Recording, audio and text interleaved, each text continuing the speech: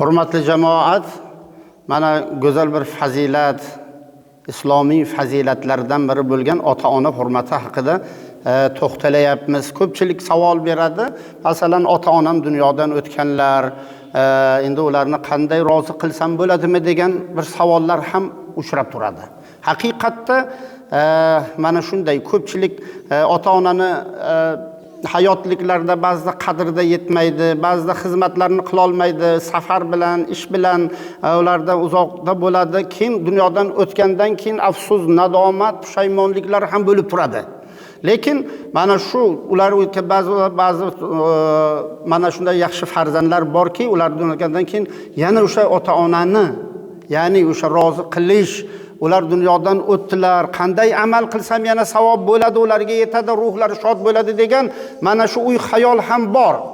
Payg'ambarimiz sollallohu alayhi vasallam ashablari bilan o'tirganda Abu Usayd radhiyallohu anhu rivoyat qilib aytadilarki, bir kun Rasululloh sollallohu alayhi vasallamni yonlariga bir kishi keldi. "Ya Rasululloh, ey Allohning rasuli, men ota-onam dunyodan o'tganlar.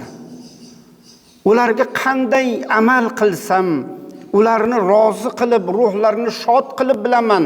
Meni bo'ynimda ular endi dunyodan o'tgan bo'lsalar ham qanday amallar borki, men ularni rozi qilay" degan savol bilan murojaat qildi. Rasulur rahmatan lil alamin aytdilar, bor dedilar. Ota-onang dunyodan o'tgan bo'lsalar ham ularni haqqiga qiladigan shunday amallar 4 xil amal borki, ularni bajarib tursang, ota-onangni rozi qilgan bo'lasan, ularga savob yetib boradi dedilar. Qanday amallar yo Rasululloh dedi. Shunda payg'ambarimiz sollallohu alayhi vasallam aytdilarki, birinchi ota-onang haqqiga duo qilib turasan. Ota-onang haqqiga duo qilib turasan. Ya'ni Allohumma g'firli va li validayya. Ya'ni Allohim meni mag'firat qil, ota-onamni mag'firat qil. Ya'ni 5 vaqt namozda haqiqiy farzand, solih farzand mana shu joy namoz ustida 5 vaqt namoz o'qib mana shu duoni qiladi. O'sha duo boradi. Payg'ambarimiz sollallohu alayhi vasallam duo qil dedilar. Ota-onangni haqqiga duo qil. Allohim ota-onamni mag'firat qil, ularni gunohini kechir deb duo qilib so'rashib turmoqlikni, duo qilib turmoqlikni aytdilar. Demak, farzand ota-onani haqqida hamisha duoda bo'lsalish kerak. Ya'ni hayot bo'lsalar, masalan, va qur robbirhamhuma kama robbayani sag'ira. Agar hayot bo'lsalar, demak, ey Alloh, ular meni go'dakligimda, chaqaloqligimda qanchalik menga mehr, rahm ko'rsatgan bo'lsalar, sen ham endi ularga rahm qil, marhamat qil deb duoni qilmoqligini Alloh o'zi bizga ta'lim berdi. Demak, Allohumma g'firli va li validayna Alloh taolo bizlarga o'zi Qur'onda ta'lim berdi. Demak, duo qilib turmoqlik birinchi o'rinda dedilar. Ikkinchi, ularni haqida istig'for so'rab turish. Istig'for degani gunohini Allohim kechir, mag'firat qil. Xatolari bo'lsa Allohim gunohlarini kechir. Chunki inson o'lgandan keyin hech qanday savob amal qila olmaydi.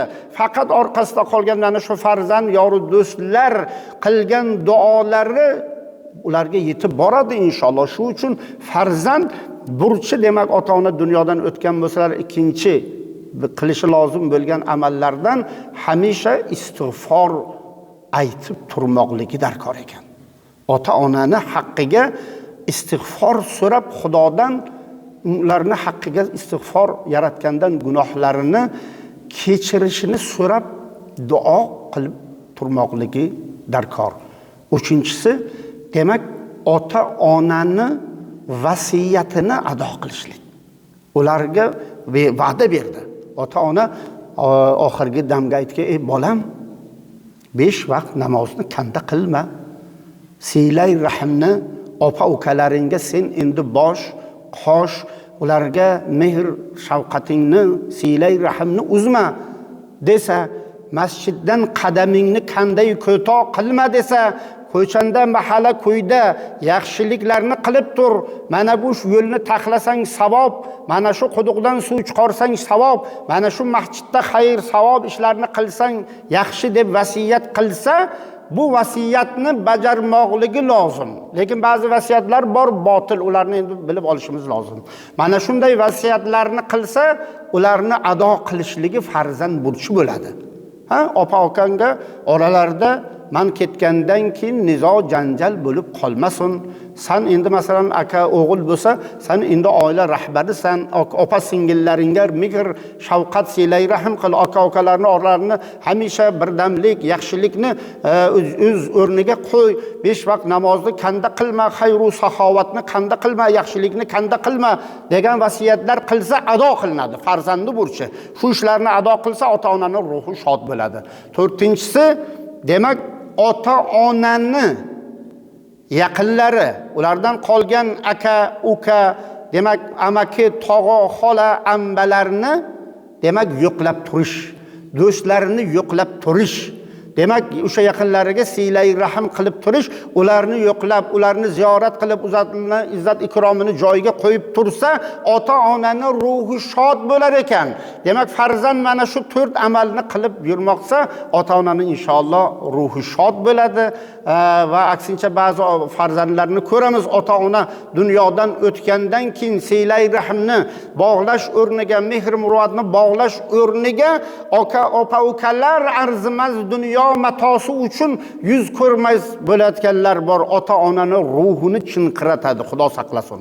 Demak ota-onani ruhini shod qilish uchun ularni haqqiga duo qilishimiz kerak, mag'firat so'rashimiz kerak, vasiyatlarni joyiga qo'yishimiz kerak, ularni yaqinlarini ziyorat qilib turmoqligimiz kerak. Abdulloh ibn Umar bir kun otda ketsalar, bir odam yo'lda yo'liqdi va unga aytdiki: "Ey Abdulloh, men seni otang Umar roziyallohu anhuni tanir edim" deganda, o'g'illari otdan tushib, otni ehson qildi, yegnidagi o'sha chakmonni ham berib yubordi. Shunda yondagilar aytlarki: "Ey hazrat, bir begona tanimaydigan kishingiz shuncha bir otangni taniyman deganda shuncha inhom qilyapsizmi?" deganda, "U otamni tanir ekan. Qarang, otani taniganga shunday izzat ikrom ko'rsatilyapti." Mana shunday bir fazilat hammamizga nasib aylasin. O'tgan ota-onalarimizni Xudoyim rahmat aylab, ularni ruhlarini shod qilib yurmoqlik bizlarga nasib va muyassar aylasin.